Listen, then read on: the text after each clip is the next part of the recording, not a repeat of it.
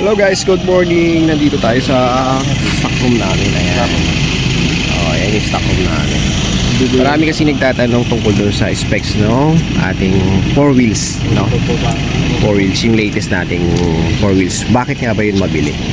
Ano pinagkaiba doon sa ibang 4 wheels? Good morning, good morning. Ito nga pala guys yung una nating mga 4 wheels, oh. Ganyan. Ito yung mga sinauna natin. Code dito is 006. Ito yung mga sinauna nating 4 wheels, no? Nandito yung lagay ng battery, compartment din yan, no? Ganyan lang siya kaliit. 4 wheels din yan, 4 wheel drive din yan.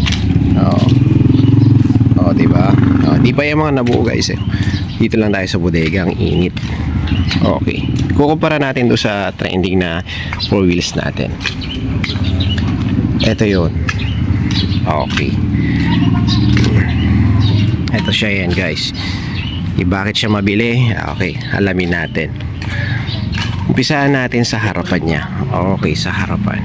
Okay, golf car na golf car ang datingan, no? Sa harapan, para siyang bumblebee ang mukha. Tignan nyo. Sa mata, no? May mata. Tapos ang kanyang placer is nandito rin sa baba.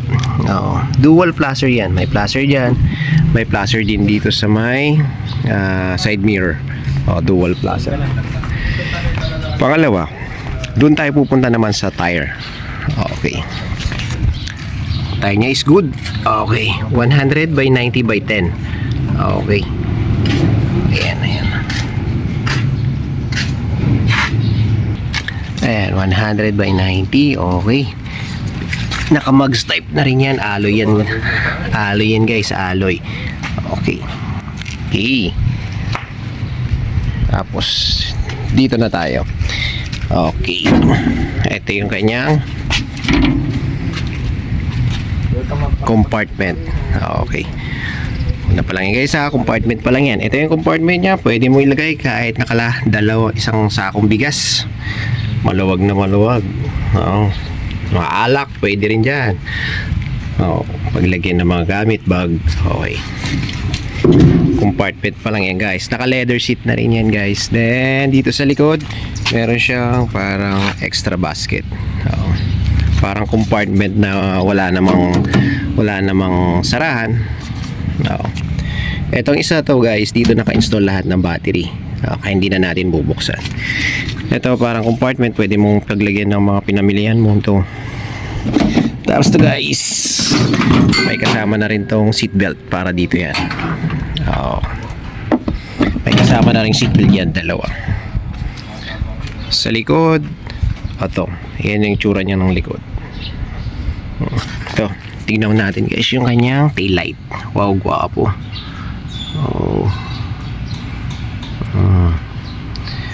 Meron na rin siyang crash bakal dito sa likod para in case sumobra ka sa reverse mode mo, hindi basta-basta tatamaan yung frame. Okay. Ano yan? Harap likod yan meron. Okay. For safety din yan. Sagad din yung sa kinaganda niyan. Okay. Let's go guys. Ang kanyang motor.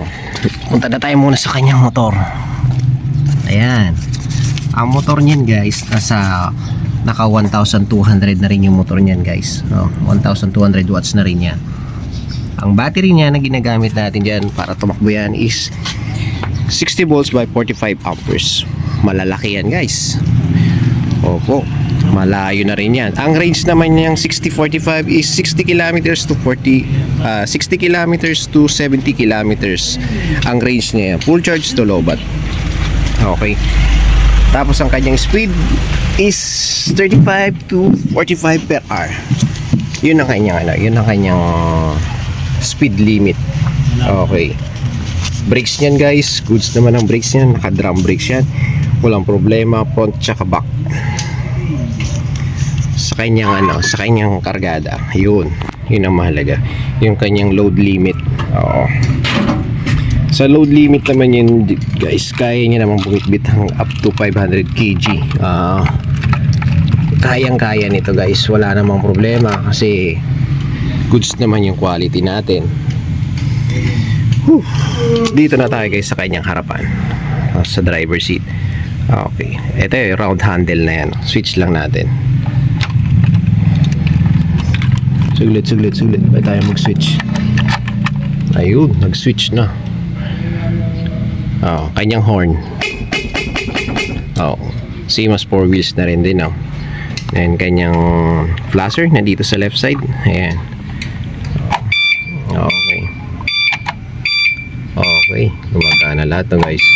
Oh. Kanyang ilaw nandito rin. Oh. Oh. Parang automatic din na 4 wheels. Parang 4 wheels to 4 wheels na talaga. Nandito kanyang mga gamit, no? Ilaw, brakes, ilaw tsaka flasher light. Okay, ang kanyang panel board, ayan. Ganyan kalaki, guys, yung panel board niya. Kikita naman natin yung mode, no? Okay, 100% ang kanyang battery. Dito ang kanyang speed. Okay, dito mo makikita yung kilometers. Okay. Tapos, dito na tayo sa mode niya. Okay. Itong mode na to, HML, is low, medium, sa gitna, high. Yan yung sa speed niya, guys, para makontrol mo. Kumbaga sa e-bike na 3 wheels, may meron silang 1, 2, 3. Ito, meron siyang low, medium, tsaka high sa speed. Okay, guys. Tapos ito, yung D tsaka R, meaning yan is drive, then reverse.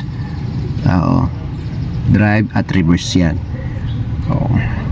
Nandito na rin ang kanyang nandito na rin ang kanyang brakes, tsaka kanyang throttle o gas sa baba. Ayan, maluwag na maluwag. Ang height ko pala, guys, is 5'9". Pero tignan mo, may space pa, maluwag pa, saktong sakto, maluwag, tapos may space pa. Pwede ka pang tumabi dyan. Tapos sa likod, ito naman ang likod niya. Okay. At panghuli, guys, meron na rin siyang automatic na wiper. Ito yung kanyang automatic na wiper. Okay, naka-install na rin yan. Okay. Sa handbrake, guys, ito, ang handbrake niya pala, na bago makalimutan, may handbrake pala rin siya, guys. Ayan ang handbrake niya. Okay. Then lock. Okay. Isa pa. Then lock. Okay. Tapos, ang hinahabol lang iba, ito, ang kanyang car stereo. Okay, ito ang car stereo niya, guys. Malakas din yung car stereo nito, guys. Hindi kagaya ng mga ordinary. Asyan, guys, ha. Hindi naman natin pwedeng ilipat sa may tugtog. Okay. Sigawa ng makaka-copyright tayo dyan.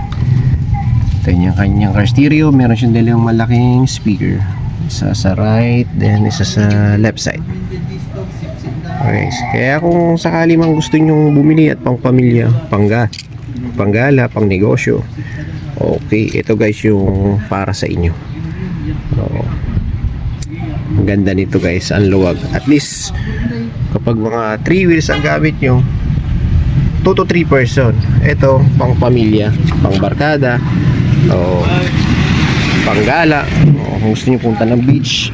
Ayan, ayan. Pasilip lang, guys, yung konting nandito sa labas yung ibang e-bike namin, disassemble pa, assemble din, punong-puno kasi. Puno din sa labas, sa loob yan. Okay, guys, sana nakatulong kayo sa video na to, guys, para sa pagdidesisyon nyo, para pang pamilya, pang barkada, at pang gala na rin, guys, no? Okay, 4 wheels e-bike. Sana nakatulong tong video na to para bumili na uli kayo. Woo, guys, ride safe, power.